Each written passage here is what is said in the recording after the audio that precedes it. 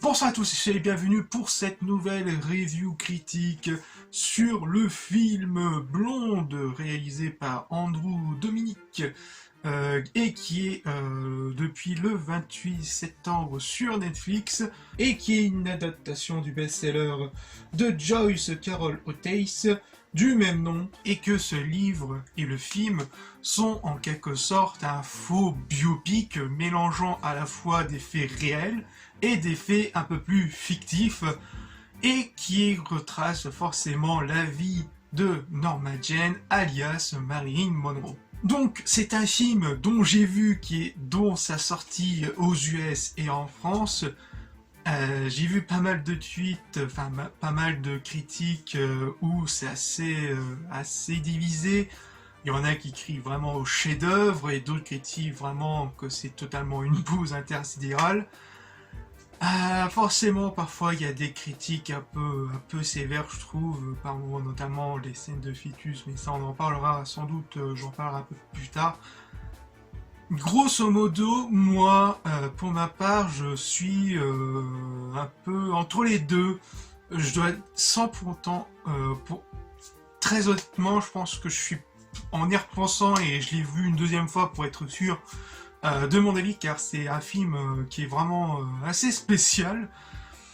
Donc, franchement, j'ai passé tout de même un bon moment, même durant le second visionnage.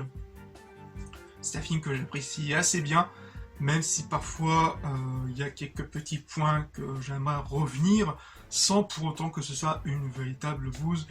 Franchement, donnez-lui une seconde chance à ce film, franchement ça vaut tout de même le coup. Bref, donc, on va retracer, comme je l'ai dit, la vie de Marilyn Monroe, de son enfance jusqu'à ses débuts, etc.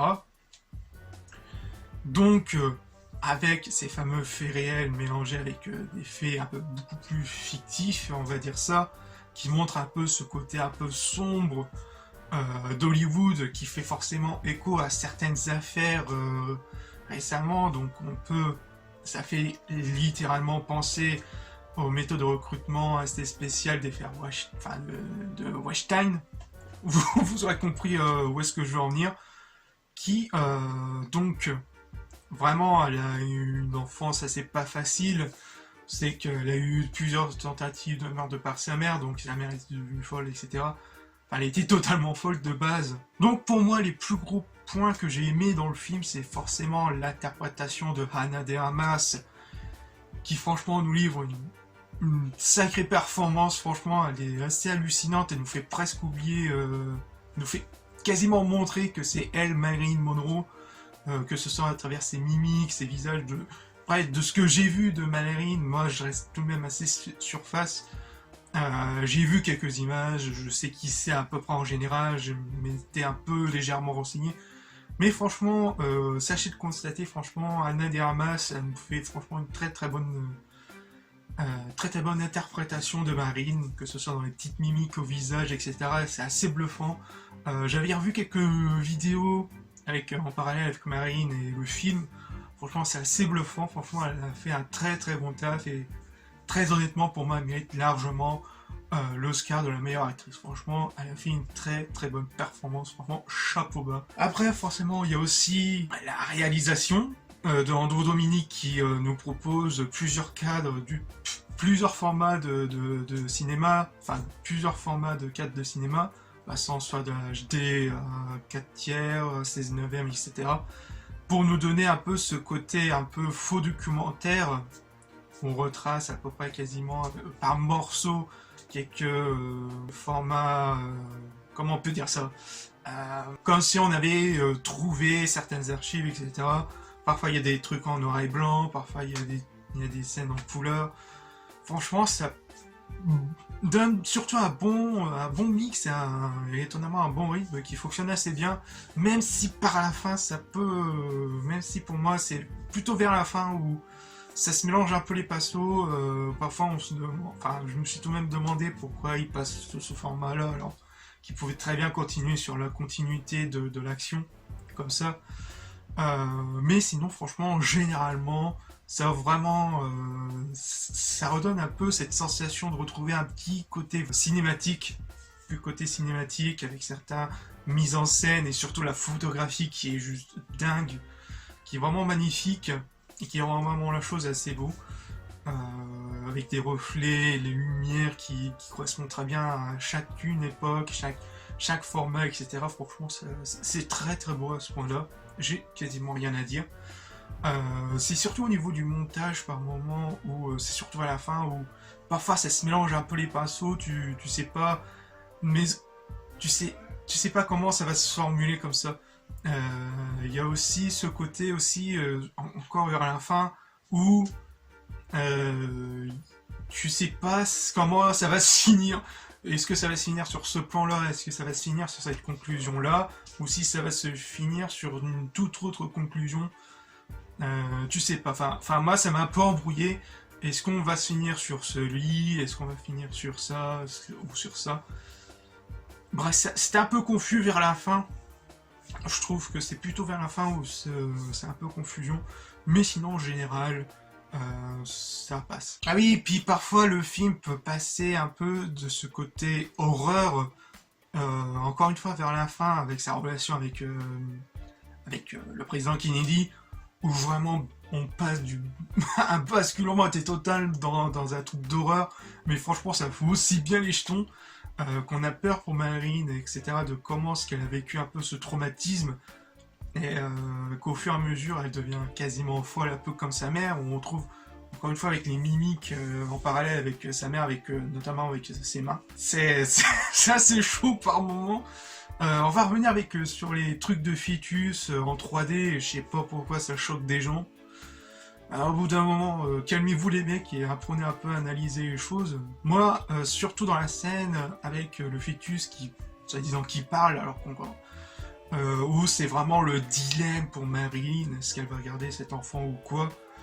Mais aussi l'autre, la première fois où elle est tombée enceinte, où elle se posait encore les questions sur l'avortement, si elle va avorter ou quoi. Mais franchement, calmez-vous. Franchement, ça passe, on comprend un peu le dilemme, etc. de ce qu'elle fait. On peut comprendre un peu ce point de vue, si ça a vraiment été fait ou quoi. Après, c'est son corps, c'est son choix, comme on dit. Mais sinon, après, il y a ce côté où certaines personnes l'ont reproché un peu victiminaire, alors que oui, d'un côté, il y a un peu de ça, et que le film essaye tout de même de montrer qu'elle a tout de même un peu de caractère, et malheureusement, je pense que ça manque un peu. Je sais qu'il y a des moments où elle a dit va te faire foutre, je veux pas accepter le rôle, etc. Marine, on va même à commencer à en avoir marre de Marine, et qu'on comprend parfaitement de ce qu'elle ressent. Et qu'on aurait aimé, enfin, j'aurais plus aimé qu'elle montre, enfin, que ça montre un peu plus sa lassitude, on peut dire ça, de comment elle voit une autre vision. Je sais que de souvenir, elle avait créé Marine Production, elle avait créé sa propre boîte de production pour être à la fois mieux payée, mieux respectée, etc. Je pense que ça aurait été un plus pour montrer, puis je pense qu'elle a fait d'autres trucs, mais je vais pas trop m'aventir parce que je m'en souviens plus et je veux pas trop me passer là-dessus. Mais sinon, franchement, ouais, ça a manqué un peu de ça. Après, on comprend un peu le personnage de ce qu'elle vit vraiment, où elle se fait vraiment manger par Hollywood, qu'elle devient finalement un bon gros bout de un bout de viande, mais qu'on voit vraiment les visages des mecs parfois. C'est vraiment cauchemardesque, et franchement, c'est assez bien animé, et on comprend un peu plus sur le personnage. Ensuite, concernant aussi ce côté Malérine, où vraiment on voit aussi ses aventures un peu foireuses, et qu'on sent qu'elle est en recherche quasiment d'un père, pour avoir un équilibre dans sa vie, parce que voilà, elle a une vie assez facile. Donc on peut comprendre, et ça se comprend, de comment elle a eu des relations un peu cheloues, ou comment je peux dire ça comme ça, où elle essaye de se chercher enfin de se retrouver, de trouver l'amour, on peut dire ça, à la fois paternel et relationnel, qu'elle essaye, mais à chaque fois ça foire et on a bien vu le résultat à la fin de comment ça va se passer. Malheureusement pour elle, franchement, elle méritait beaucoup mieux. Après, concernant la musique, elle est assez bonne, sans pour autant, malheureusement, d'être un peu marquant. Enfin, je sais pas, j'ai un peu de mal. C'est un peu comme les Star Wars, les récents Star Wars, où il y a pas mal de bons thèmes assez sympathiques, mais qui restent même un peu discrets par moment. Même si là, dans ce cas-là, ça suit un peu l'action, et rien que le début, l'intro, la musique est très très bonne, et ça met directement dans l'ambiance. Donc pour moi, est-ce que c'est un chef-d'œuvre? Honnêtement, pour moi, ça reste un bon film. Donc il y aura tout de même des séquences assez marquantes, notamment ces trucs notamment par exemple ces avortements, etc. Où vraiment on la voit sur tous les angles. Il y a des moments où ça va gêner, ça je peux le comprendre. Après il y a des moments où il faut apprendre tout de même un peu à analyser les choses, je pense que ça passerait beaucoup mieux. Et que pour moi mérite tout de même une seconde chance, un second visionnage. Franchement la pilule passerait beaucoup mieux. Et ouais non, un bon film, un bon faux biopic sur Marilyn Monroe qui m'en a pris tout de même un peu plus sur elle. Franchement, on ressent tout de même que le mec, Andrew Dominic, a tout de même mis un peu plus de 10 ans à le faire. Et ça se ressent notamment dans l'écriture et qu'il essaie tout de même au moins de respecter cette personne-là. On ressent tout de même qu'il essaie de respecter un peu la vie de Marilyn, tout ce qu'elle a vécu dans la gueule, etc. Voilà, je pense que niveau conclusion, je ne sais plus quoi dire, donc n'hésitez pas à liker, à commenter, et tout le tratralala et partager. Et on se retrouve pour de futures vidéos. Peace!